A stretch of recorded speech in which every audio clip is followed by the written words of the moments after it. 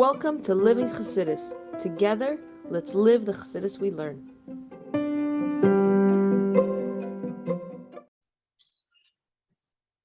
Good morning, everybody, and welcome to Chassidus in the Morning, 15 minutes to change your life. Heichaltzu. Continuing on. So, we're discussing, in general, we've discussed about Midyan and what the clip of Midyan, and where it's coming from, and essentially it's baseless hatred. It's not hatred based off anything. And we're going to start to develop, and we started to a little bit yesterday, about how it works, like understanding it through understanding within ourselves. Like, for example, the idea of Chochmah. So this talks about this a lot, like understanding things through. It's true. There's the central mashal that Chassidus uses, like the light of the sun, like the intellect and the emotions and how it works within us, and that's what we're discussing here. And today we'll continue discussing it.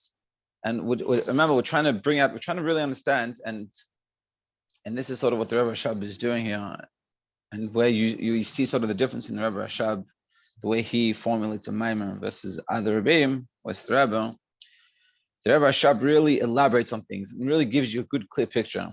And sometimes you might think to yourself, why am I like I sort of get it, but when you learn it well like this, you really have a very detailed picture, so to speak. Whereas when you learn something, let's say you learn that man with the Rebbe, he quotes a lot of places that we have never learned. So when you finish learning it, you can understand the idea the Rebbe is giving, but it's not rich. It could be rich, but it could be so much richer when you understand everything. Like, for a simple example, I was learning a maimer, I was listening to a maimer on Shabbos, someone was giving me over, and he was learning from the Rebbe, and was quoting Kuntres, which I've been learning in the morning. It's a long Kuntres from the Rebbe Rashab, and I was quoting it, and I was listening to it. And I've heard that in maimer before. I've learned it before, and I was so much more connected to it. And I'm like, oh, I got to learn a maimer again, because now I know what Kuntres is talking about. The Rebbe quotes it, and so the Rebbe is very good at giving you the information, the relevant information you need, but that's like a very minimal amount. If you knew that maimer, learning of what the Rebbe is saying would be much deeper. Whereas the Rebbe Rashab, he gives all of it to you. So when you finish, you just follow the path, you learn it, you understand it as best as you can. When you finish, you have a good, solid picture, and really you could understand it on so many levels, because we've explained it on so many levels. So we're discussing Chochmah. And again, we're showing this concept of unity and separation, and discussing how it works in Chochmah. Top of page 35. So we were saying in this note over here that Chochmah is like this flash of an idea. It's like when you think of something, but you don't really understand it. It's like the mashal of I was speaking to a friend of mine yesterday, and he was telling me he has really bad back pain. And he's going to chiropractor and everything. It's really been like bothering him, like very debilitating, and nothing's really been helping. So he was speaking to a friend of his, and he told him to read Dr. Sonner's book. Dr. Sonner is a very famous doctor, and he came out with this, like, I haven't read all of it. I read a little bit of it. It basically talks about how the mind is really the source of the pain in the back. Now, your back has pain, and it is real pain, but the reason why your back it's just sort of like a coping mechanism. And so it's coming from your mind, and you have to like sort of release in your mind, and that helps you in the back. My friend said he started doing it. He didn't read the book. He read an article on it and already started to feel better. But so Dr. Sono, you can imagine in the beginning what happens. He comes, and when he's speaking to people and he's trying to help them with their back problems, he's a typical doctor, and he's dealing with the issues, and he's trying to give them all these different solutions, and nothing's really working. And you could imagine, in the process, he notices that people that come to him have a lot of stress, high stress type of people, type of issues.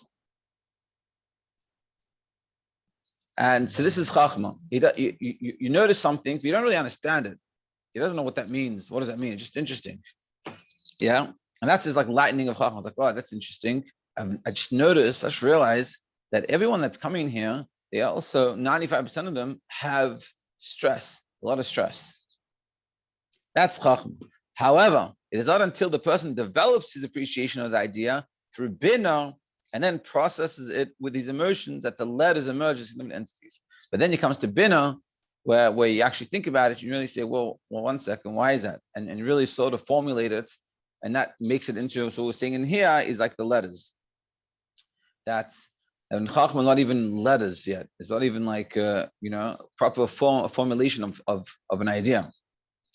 But nevertheless, from the standpoint of Chochmah, no division or distinct letters exist. In Binah is where it's already distinct letters, whereas Chochmah is still within itself. It's still it's 1 point. As explained above, Chochmah presents the lightning flash of the idea. At that stage, the person cannot even conceptualize the idea in words in his own mind, let alone communicate to others. So at that level of Chochmah, it's so fresh, so new, you don't even have words to describe. You can't really explain to anyone. So a lot of times, I remember when you learn Gemara in Yeshiva, and you understand something, but you can't even explain it to someone. And you just have to sit there and you have to think about it again and again to really formulate it, to really bring it into this Binah. Because Chochmah represents the quality of Ma, like we said before. Chochmah is koyach Ma. Ma is absolute bittul. It also represents the ultimate in unity and synthesis. At this stage, the person is totally absorbed in the idea and totally at one with it.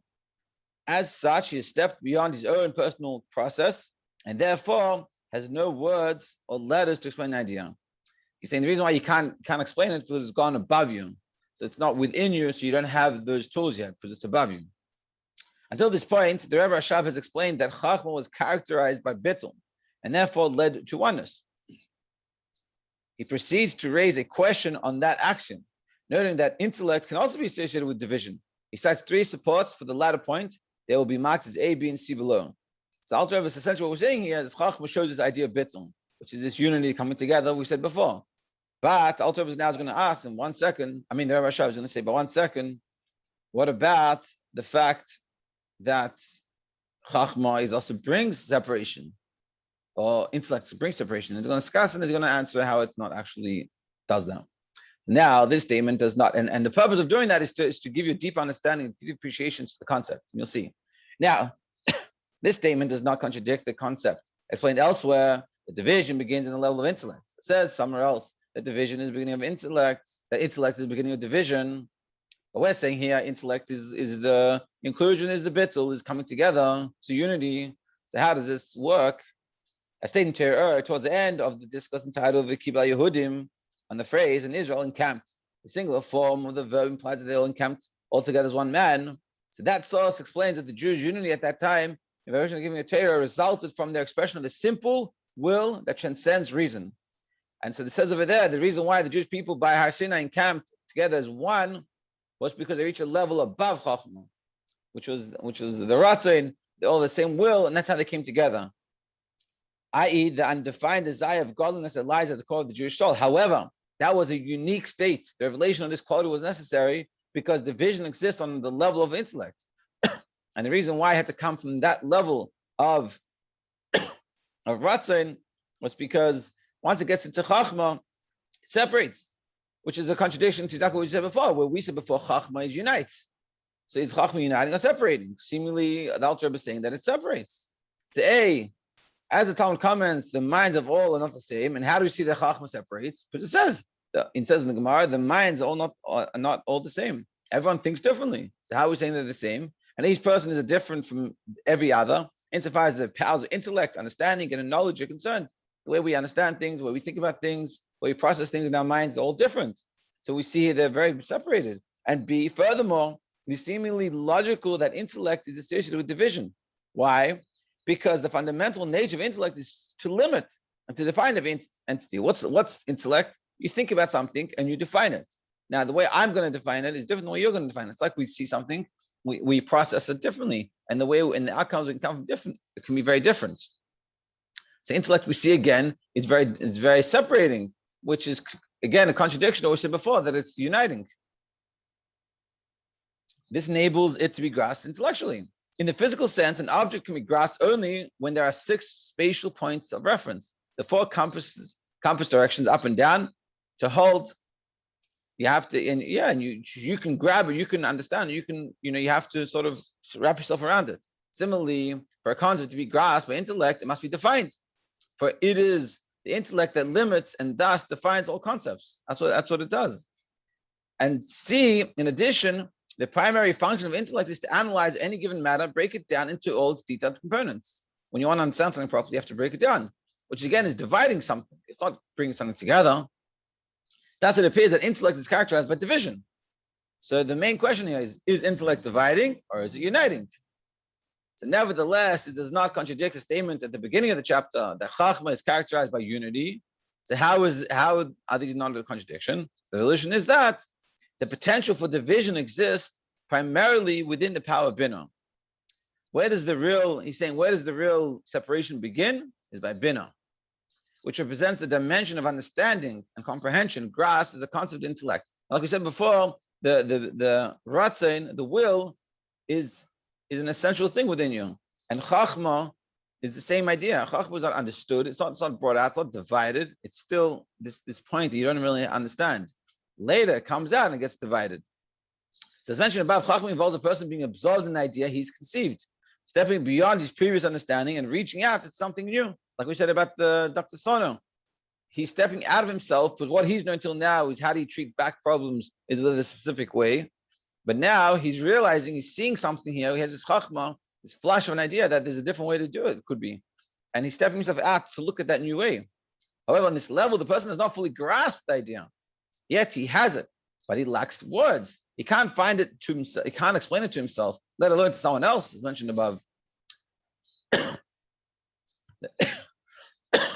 The process of internalizing an idea is achieved by the power of Binah.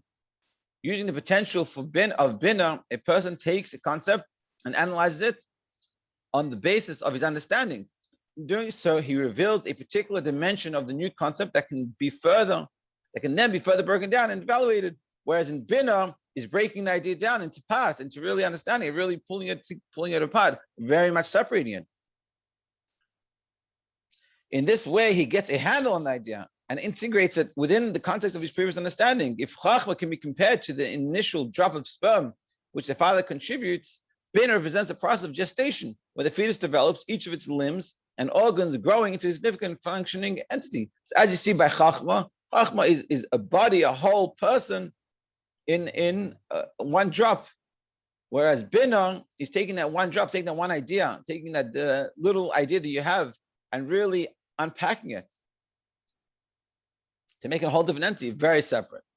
So through this potential, a concept is broken down into many individual parts. In contrast, at the level of Chochmah, although an idea has already become conceptualized, it's not yet an entity grasped or comprehended.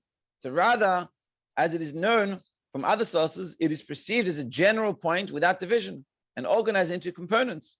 Thus, the potential for Binah to analyze and divide a concept into its particulars is not a contradiction to unity engendered by Chochmah.